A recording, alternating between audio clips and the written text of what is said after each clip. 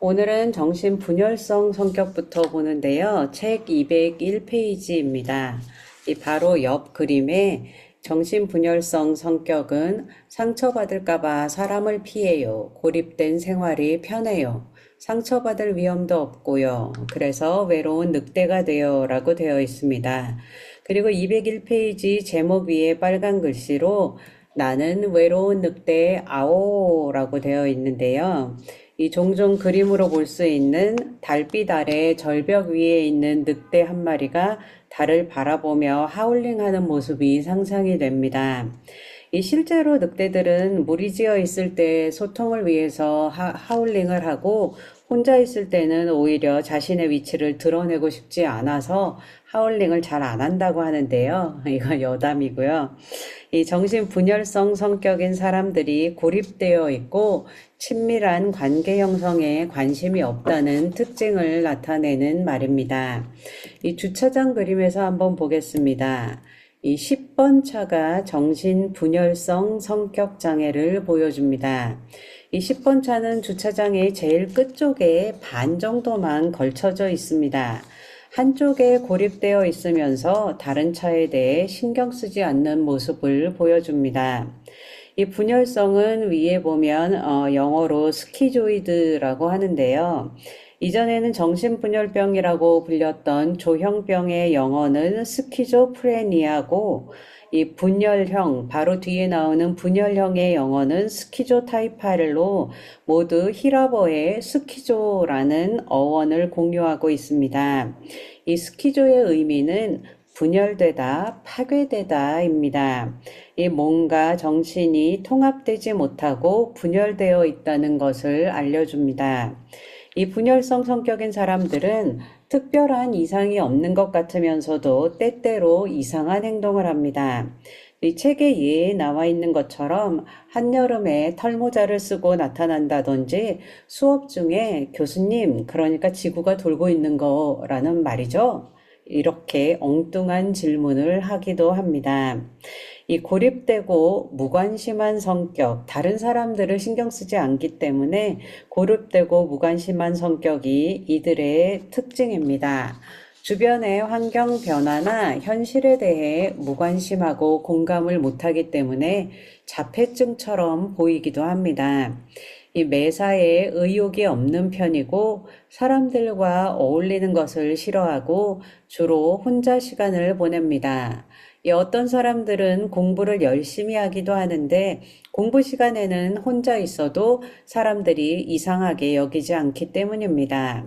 이들은 인간관계에 맺지 않는 것을 선호하는데요. 분열성 성격은 은둔형이기 때문에 그러한 것조차도 잘 드러나지 않습니다. 이 분열성 성격 장애가 생기는 원인은 유아기 때 양육자의 관심과 보살핌을 받지 못해서인데요. 이 어린 시절에 방치와 외로움이 너무 컸기 때문에 관계의 가능성을 아예 체념해버리는 것입니다.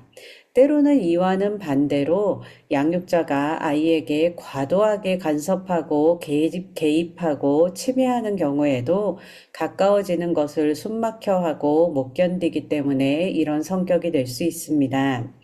이 두 가지 경우가 함께 작용할 때 특히 더 분열성 성격이 될 수 있는데요. 어린 시절 주로 박탈과 외로움을 경험하다가 이 양육자가 관심을 가지는 경우에는 오로지 비공감적이고 침해하는 종류의 관심을 보인다면 이 바라지만 피하고 싶고 가까워 싶지만 멀어지는 이 양가적인 갈등을 피할 수 없을 것입니다. 이 책에서는 이런 사람들은 열등감도 크다고 밝히고 있습니다. 이 교회 안에 이런 분열성 성격인 사람이 있다면 어떤 모습일까요? 이 교회 안에서 사람들과 부딪히기도 하고 갈등을 해결하면서 서로 격려하고 도와주기도 하면서 영적 성장을 이룰 수 있는데 이 분열성 성격의 사람들은 사람들과 함께 있으면 불안하기 때문에 사람들을 피하고 공상에만 빠져 있습니다. 그래서 비전도 엉뚱하고 비현실적일 수 있고 사람들과 함께하지 못하기 때문에 정보 수집도 늦고 상황 판단도 미숙합니다. 이 심한 경우에는 자신이 하나님의 사자라고 하는 종교적인 망상에 빠지기도 하는데요. 이런 성도를 볼 때 그들의 장점이나 특기를 인정해 줄 필요가 있습니다. 이 분열성 성격의 사람들이 다른 사람 신경 안 쓰고 급할 것 없이 한가롭게 사는 것 같아 보이는 삶을 이 긴장된 경쟁 사회인 이 시대에 필요한 장점으로 높이 평가해 주는 것도 도움이 됩니다. 이 외로움이 타인과의 관계에서 느끼는 감정이라면 이 고독은 타인과의 관계를 넘어서는 자발적인 격리를 의미하는데요. 사회적으로 혼자 있고자 하는 성격도 고립과 같은 귀한 부분이 있다는 것을 인정해주면 자존감이 높아집니다. 이 분열성 성격의 사람들에게 일단 일을 맡기면 성실하게 합니다. 이때 맡기는 일은 혼자서 할 수 있는 일을 맡기는 것이 좋습니다. 이 분열적인 성격의 사람들은 다른 사람들에게 휘말리는 것에 대한 두려움으로 이 친밀한 관계를 회피하고 내적인 공상으로 숨어들어서 자신의 안정감을 보존하려고 하기 때문에 이 가까워지기와 멀어지기 사이의 갈등을 직면할 때는 깊은 외로움에도 불구하고 멀어지기를 선택합니다. 이들에게 가까워진다는 것은 곧 아주 나쁜 방식으로 자기가 점령당하는 것을 의미하기 때문입니다. 이들은 공상 속으로 회피하는 원시적 방어를 사용하지만 이 진실성과 창조성이라는 탐나는 능력을 가지고 있기도 합니다. 그래서 이들의 장점을 칭찬해주고 격려하는 것이 큰 의미를 가질 수 있습니다. 이 분열성 성격 중에서는 창조적인 활동을 통해 자존감을 유지하려는 사람들이 있기 때문에 상당 관계에서도 내담작의 자폐적인 기질을 창조성으로 승화시키는 것을 목표로 삼기도 할 정도입니다. 이 다음은 정신분열형 성격인데요. 분열성이 있고 분열형이 있다는 거 기억해 주세요. 207페이지입니다. 바로 옆 그림에 정신분열형 성격은 비현실적인 생각을 현실적인 것으로 착각해요. 그리고 자주 비현실적인 생각에 빠져요 라고 되어 있습니다. 그리고 207페이지 제목 위에 빨간 글씨로 나는 텔레파시로 사람 마음을 다 읽을 수 있어 라고 되어 있습니다. 이 주차장 그림에서 한번 보겠는데요. 11번 차가 분열형 성격 장애를 보여줍니다. 이 주차칸에 상관없이 주차하고 거기다 차가 아니라 우주선입니다. 이게 차원이 아주 다르죠. 분열형 성격인 사람들은 이 미신을 좋아하고 텔레파시나 사주, 관상 같은 것들을 좋아합니다. 이 행동에 괴이한 믿음이나 마술적 사고가 영향을 미치는 것입니다. 이 분열형 성격은 현실성이 떨어지고 혼자 고립되어 사는 것은 분열성과 비슷하지만 분열성은 보통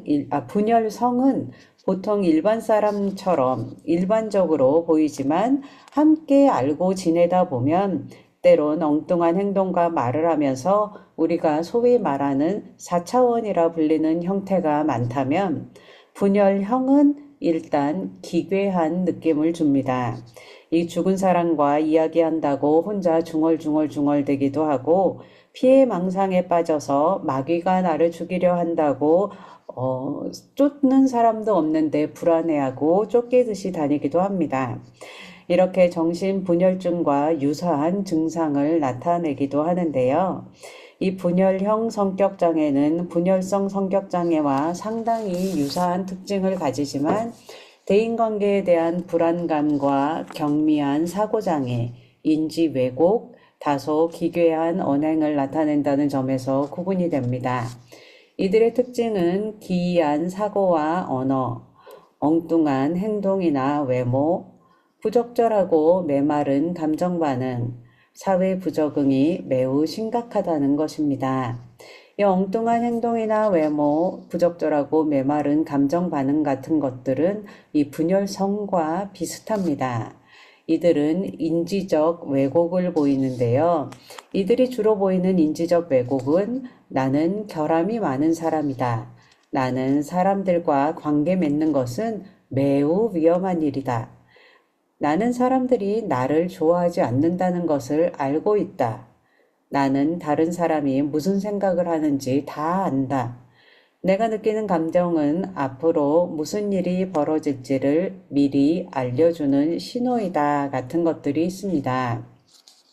또 이들의 생각은 개인화, 정서적 추론, 임의적 추론을 따르는데요. 이 개인화는 자신과 무관한 일을 자신과 연결시켜서 생각하는 것입니다. 방금 눈앞에서 교통사고가 난 것이 내가 지금 이 보도블록에 금을 밟았기 때문이야. 이런 식으로 연결을 시키는 거죠. 이 정서적 추론은 정서적 느낌에 따라 상황의 의미를 판단하는 것인데요. 자기와 전혀 상관이 없는 상황인데, 자신의 기분이 나쁘거나 슬펐다.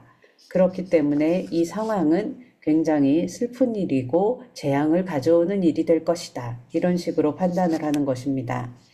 이 임의적 추론은 무관한 사건들 간의 인과관계를 잘못 파악하는 것인데요. 교통사고가 났기 때문에 지진이 일어난 것이야. 이런 식으로 전혀 무관한 일들을 연결시켜서 생각하는 것입니다.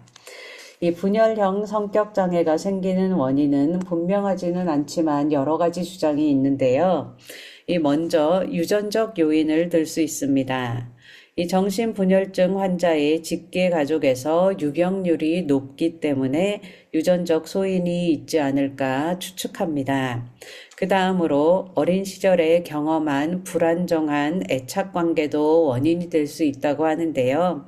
이 기질적으로 수동적인 아이가 부모로부터 무관심과 무시를 받으며 성장하면서 인간관계에 필요한 애착 행동을 학습하지 못했다고 보는 견해입니다.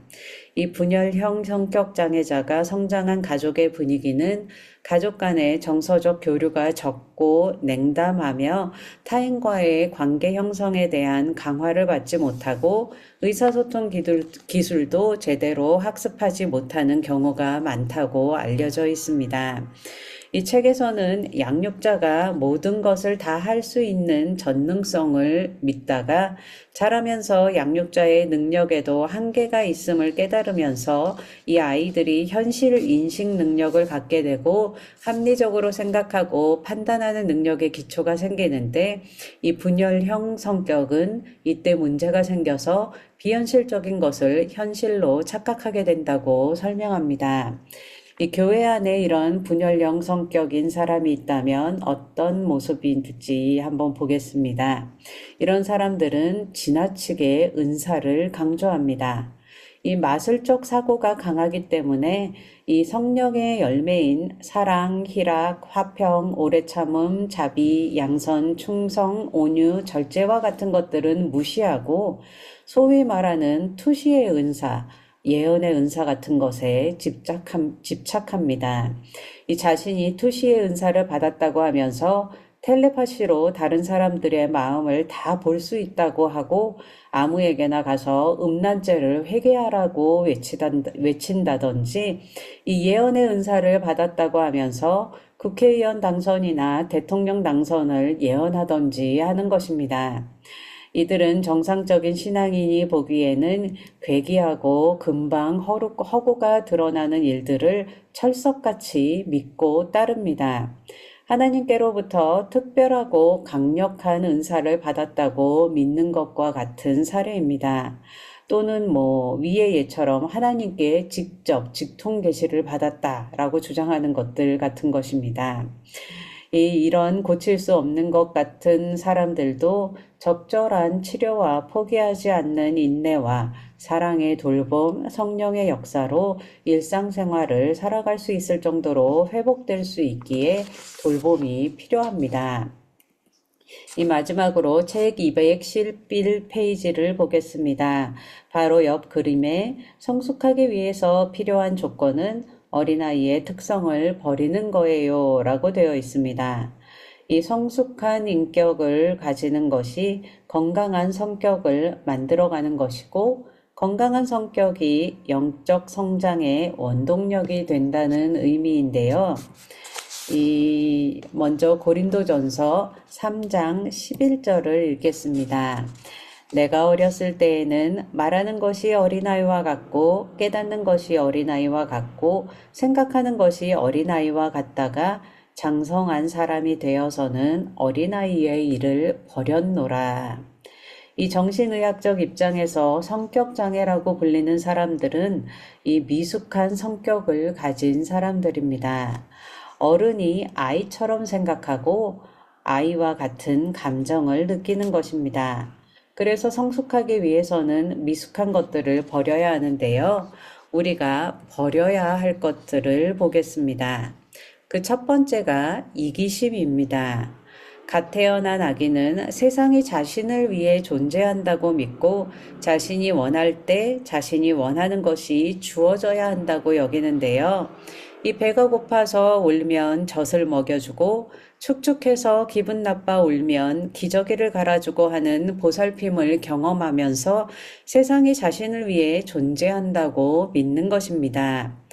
자라면서 아이는 이런 이기심을 버리고 여러 친구들에게 공평하게 과자를 나눠주기도 하고 동생에게는 심지어 하나를 더 주기도 하는데요.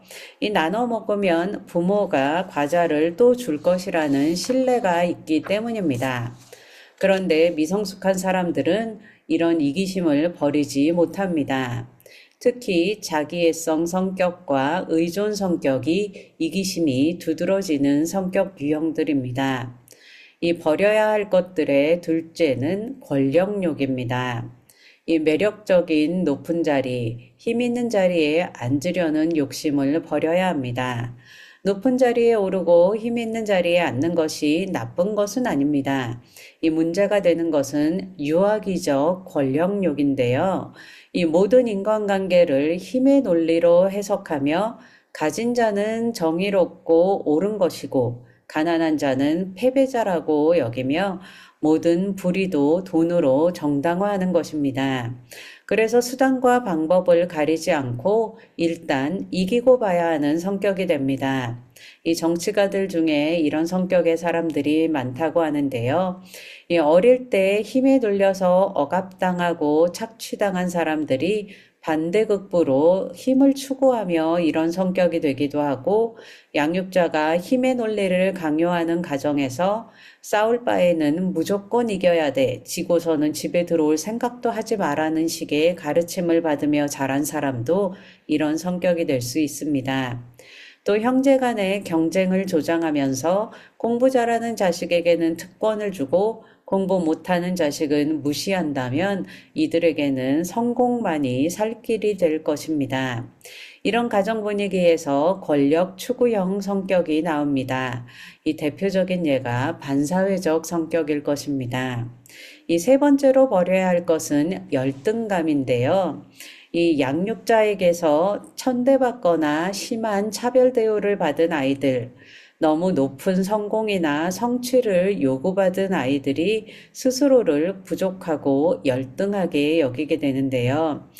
그런데 어른이 되어서 자신의 가치를 객관적으로 평가할 지적인 능력이 생겼음에도 불구하고 아직도 어린 시절의 자기평가, 즉 열등감을 벗어나지 못하고 있는 사람들이 있습니다. 이 매사에 자신이 없고 사람들을 두려워하고 하나님께도 접근할 수가 없습니다. 늘 우울하고 늘 쫓기듯이 살아갑니다. 이 성공하고 돈을 많이 벌어도 행복을 느끼지 못합니다. 이 회피성 성격이 대표적인 예인데요. 이 어린 시절에 열등감을 버리고 자기평가를 현실화하면서 자존감이 회복되어야 대인관계도 편해지고 하나님께도 가까이 갈 수 있습니다.